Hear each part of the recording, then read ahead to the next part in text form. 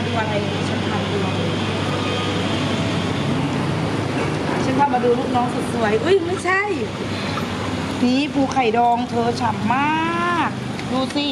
เธอดูไข่ตัวนี้โทษนะไข่ดีมากแซลมอนดองเธอดูสิเนื้อฉ่ำอ่ะดูดิเนื้อฉ่ำมากกุ้งดองมากุ้งดองไม่ต้องพูดถึงอยู่แล้วตัวใหญ่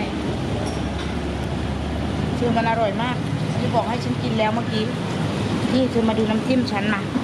อันนี้ฉันทำเฉพาะสาขา2นะเธอเป็นน้ำจิ้มแบบเหมือนน้ำจิ้มตำอ่ะดูมันหอมมากเลยอารมณ์น้ำจิ้มตำเลยถ้าอยากกินน้ำจิ้มนี้มาสาขา2นะโอ้โหสิ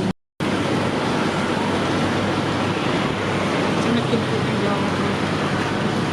เป็นปูตัวใหญ่นะตัวใหญ่มากไซส์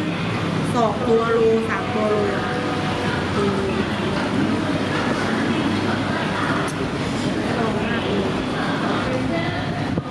วิเธอมันดีมากเลยอ่ะ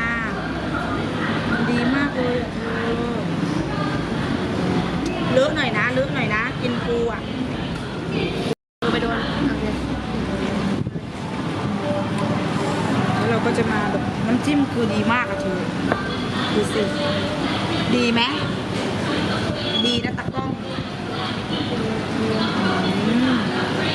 จะดูเมนูดีมากเลยเธอ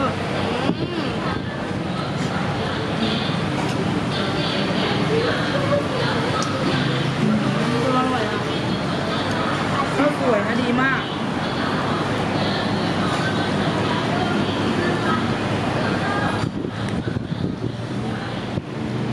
ฟินอ่ะ